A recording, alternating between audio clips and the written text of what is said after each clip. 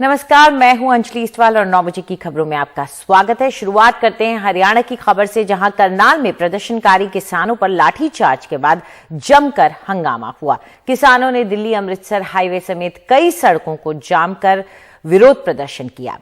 Haryana BJP के अध्यक्ष OP Dhankhar के काफिले को किसानों ने आज काले झंडे दिखाए थे और किसानों ने बीजेपी की कार्यकारिणी बैठक तक पहुंचने की भी कोशिश की थी, जिसके बाद पुलिस ने किसानों को खदेड़ा और उन पर लाठीचार्ज किया। इसमें कई किसान बुरी तरह से घायल हो गए थे। हालांकि अब किसान हाईवे से हट गए हैं और ट्रैफिक शुरू हो गया है, लेकिन उससे पहले कई घंटों तक उन्होंने कई हाईवे जाम किए।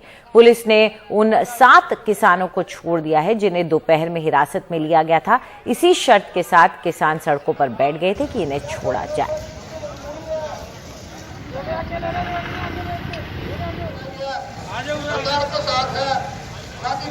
अगर किसी मोटरसाइकिल के पीछे लेडीज हो। उधर एक बयान एसडीएम का वायरल हुआ, जिसमें यह कहा जा रहा था कि उनके किसानों के सर फोड़ दिए जाए और उसके बाद लाठीचार्ज हुआ था, यही माना जा रहा था और कई किसानों को चोट भी आई। आइए सुन लीजिए एक बार वो बयान क्या था। जो भी हो, जहां से इससे कोई भी किसी तरह का स्पष्ट कर देता हूँ, सर छोड़ देता हूँ। सर मैं ड्यूटी मैजिस्ट्रेट को लिखित में बता रहा हूँ। कोई डाउट मारोगे? कोई जाएगा इसको बीच करके सीधे उठा के मारना पीछे। कोई डाउट नहीं है, कोई डायरेक्शन की जरूरत नहीं है। क्लियर है आपके? ठीक है। यहाँ पे यहाँ एक बंदा नहीं जाना चाहिए यार, मेरे पास आए नहीं यार। और अगर गया ना तो उसका सर फुटा होना चाहिए किसी का। ठीक है, क्लियर है ना आपको? और अब एसडीएम ने इस वायरल वीडियो पर अब अपनी सफाई दी है। आपने कहा है कि कोई भी किसी तरह की भी डायरेक्शन की जरूरत नहीं है, आप सिर्फ लाठ मारो और इसको अब वीडियो वायरल हो रहा है। सीएम साहब भी कह रहे हैं इंक्वायरी करेंगे इस पे। जी, एज पर सीआरपीसी जो भी स्टेप्स लिए गए होंगे, एज पर criminal procedure code proportionate force का यूज किया होगा। जैसे मैंने बताया, स्टोन पेल्टिंग का इशू था। जब स्टोन आएगा और स्टोन होंगे और डैमेज होंगे तो कहीं पे उसका रिस्पांस प्रोपोर्शनेटली किया जाएगा। ऑल्दो वो ब्रीफिंग का पार्ट था प्रोपोर्शनेटली कि पहले वाटर कैनन ये वाला थिंग है, और बाकी मैं चेक करके फिर आपको रिस्पॉन्ड कर दूंगा। Thank you. और एसडीएम के इस वायरल वीडियो पर कांग्रेस ने भी निशाना साधा है। खट्टर साहब और दुष्यंत चौटाला का षड्यंत्र ही सामने आ गया। जब उनके ड्यूटी मजिस्ट्रेट का वीडियो सामने आया, कोई आईएएस ऑफिसर सर तोड़ने और सर फोड़ने का हुक्म नहीं देता जब तक सबसे ऊपर गद्दी पर बैठे हुक्मरान का आदेश ना आया हो। इसलिए यह आदेश एक आईएएस अधिकारी का नहीं था, यह आदेश एक ड्यूटी मजिस्ट्रेट का भी नहीं था। यह आदेश हरियाणा के मुख्यमंत्री, मैं इल्जाम लगाता हूं जिम्मेवारी से, हरियाणा के मुख्यमंत्री मनोहर लाल खट्टर जी ने और दुष्यंत चौटाला जी ने उस ड्यूटी मजिस्ट्रेट को और पुलिस को यह हुक्म दिया, किसानों का सर फोड़िए और सर तोड़िए। किसानों पर हुए इस लाठीचार्ज के बारे में किसान नेता राकेश टिकैत ने भी अपनी बात कही। करनाल में किसान प्रोटेस्ट कर रहा था और 3 बार बैठे हुए किसानों के ऊपर लाठीचार्ज करा। वे पूरे वीडियो वायरल हुए हैं, जो अधिकारियों ने ऑर्डर दिए हैं। और अगर बैठे हुए किसानों पर अत्याचार हो तो ये तो कौन से एक अत्याचार है किसानों पर।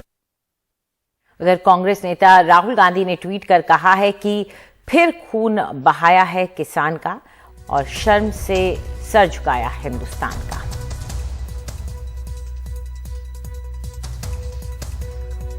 इसी मामले पर अरविंद केजरीवाल ने भी ट्वीट किया है। उन्होंने कहा है कि शांतिपूर्ण प्रदर्शन कर रहे किसानों पर इस तरह लाठीचार्ज करना सरासर गलत है।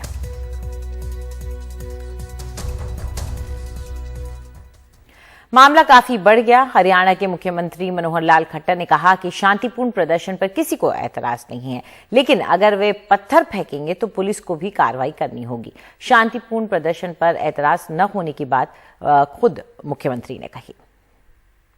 आज भारतीय जनता पार्टी के प्रदेश स्तरीय ये बैठक थी, इसका विरोध जो उन्होंने कल कॉल दी, मैं उसकी निंदा करता हूँ। किसी भी कारण से किसी भी संगठन के कार्यक्रम में व्यवधान डालना ये अपने आप लोकतंत्र विरोधी कदम है।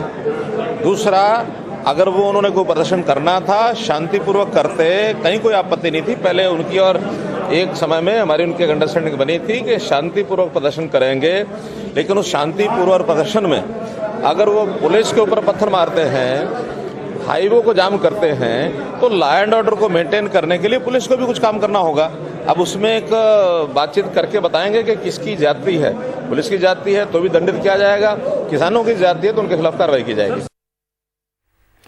और अब खबर बंगाल की राजनीति की। कोयला घोटाले के मामले में प्रवर्तन निदेशालय ने तृणमूल कांग्रेस महासचिव अभिषेक बैनर्जी और उनकी पत्नी रुजिरा बंदोपाध्याय को फिर समन भेजा है। अभिषेक बैनर्जी को पूछताछ के लिए 6 सितंबर को और उनकी पत्नी को 1 सितंबर को बुलाया गया है। अभिषेक बैनर्जी ने समन भेजे जाने पर पलटवार किया। अभिषेक बैनर्जी ने बीजेपी को चुनौती देते हुए कहा कि डराने से वो रुकेंगे नहीं। साथ ही उन्होंने कहा कि टीएमसी उस हर राज्य में जाएगी जहां बीजेपी ने लोकतंत्र की हत्या की है और वो राज्य बीजेपी से छीन लेगी। वहीं ममता बनर्जी ने कहा कि उन्हें सांसद के तौर पर 1 लाख पेंशन मिलती है और सीएम के तौर पर 1 लाख रुपए से ज्यादा की सैलरी मिलती है, लेकिन वो लेती नहीं, फिर भी उन पर और उनके परिवार पर उंगली उठाई जा रही है।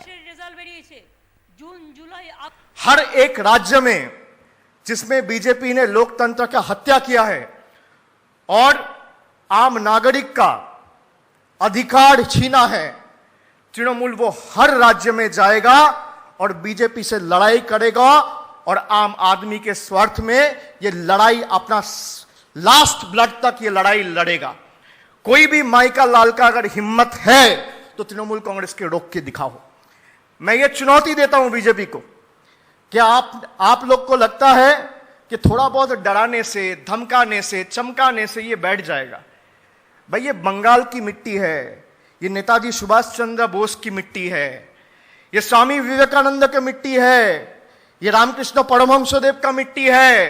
तृणमूल कांग्रेस लड़ेगी और आने वाला चुनाव में वो हर राज्य में जहां पे जाएगा, एक बार जिस राज्य में, प्रदेश में तृणमूल कांग्रेस ने कदम रख दिया, मैं फिर से दोबारा चुनौती देता हूं, अमित शाह को चुनौती देता हूं, आपका हिम्मत है तृणमूल कांग्रेस को रोक के दिखाओ, हम आपसे वो स्टेट छीन के ले आएंगे। सबको जानना चाहिए, बहुत सारे आदमी को पता नहीं है कि 1 लाख रुपया करके मंथली हमको पेंशन मिलता पार्लियामेंट से। I was the 7 term MPs, chief minister होके भी हमारा 1 लाख से ज्यादा सैलरी मिलते और सब कुछ मिलते, हम 1 पैसा भी नहीं लेते। तो अगर सब महीना में हम 2-2.5 लाख छोड़ देते तो साल में कितना रुपया हम गवर्नमेंट को सेव करता है। और आप लोगों ने अंगुली उठाता है मेरे को ऊपर में, आप अंगुली उठाता है हमारा फैमिली के ऊपर में। मैं इसी शब्दों के साथ मैं कहना चाहूंगी, आज डीजल का भाव कितना है, डीजल का दाम, पेट्रोल का दाम कितना बढ़ा और रुपया कहां गया, गैस का कहा गया आपका कि जानो गैस देवे बोले ছিল उजाला, उजाला कहा गया, उजाला अधारा हो गया, अंधेरी में पड़ गया। उजाला कहा, सबको उजाला दीजिए। कितना रुपया गैस का नाम पे जनता का पॉकेट से आप काट लिया। एक एक लोगों को गैस खरीद करने में पैसा सब चला जाता है। और अब खबर छत्तीसगढ़ की, जहां मुख्यमंत्री पद पर हुए घमासान के बाद मंत्री टीएस सिंहदेव आज रायपुर पहुंचे। उन्होंने कहा कि काम भी करेंगे और आलाकमान के फैसले का इंतजार भी करेंगे। कई दिनों से दिल्ली में इसे लेकर घमासान हुआ है। हालांकि कल रात में ये बात तय हो गई थी कि भूपेश बघेल मुख्यमंत्री पद पर बने रहेंगे, लेकिन जब टीएस सिंहदेव पहुंचे हैं तो उन्होंने कहा है कि वो फैसले का इंतजार कर रहे हैं। उधर रायपुर जब भूपेश सिंह बघेल पहुंचे तो उनका जोरदार स्वागत हुआ था। महीने के आखिरी के 3 दिन बाद 3 तारीख को सभी सीईओज के साथ भी वीडियो कॉन्फ्रेंसिंग के माध्यम से बैठक करेंगे और महीना खत्म होने के बाद जीएसटी का भी है तो उसकी भी समीक्षा, 20 सूत्री कार्यक्रम की भी समीक्षा, तो काम भी करेंगे और हाईकमान के निर्णय का इंतजार भी करेंगे। पीएम मोदी ने आज जलियांवाला बाग के नए परिसर का उद्घाटन किया। इस दौरान यहां बनी म्यूजियम गैलरी को भी देश को समर्पित किया गया। अब यहां सैलानियों के लिए खास साउंड एंड लाइट शो भी होगा। इस मौके पर पीएम मोदी ने कहा कि पंजाब की वीर भूमि और जलियांवाला बाग की पवित्र मिट्टी को मैं प्रणाम करता हूं। यह आजादी की लड़ाई का प्रतीक है और नया परिसर युवाओं को आजादी के संघर्ष की याद दिलाएगा। राष्ट्रीय स्मारक का नवीकृत परिसर देश के शहीदों के बलिदान से जुड़े इस जो रेनोवेशन का काम हुआ है, उसने बलिदान की अमर गाथाओं को और जीवंत बना दिया है। यहां जो अलग अलग गैलरी बनाई गई हैं, जो दीवारों में शहीदों के चित्र उकेरे गए हैं, शहीद उधम सिंह जी की प्रतिमा है, वो सब हमें उस कालखंड में लेकर जाते हैं।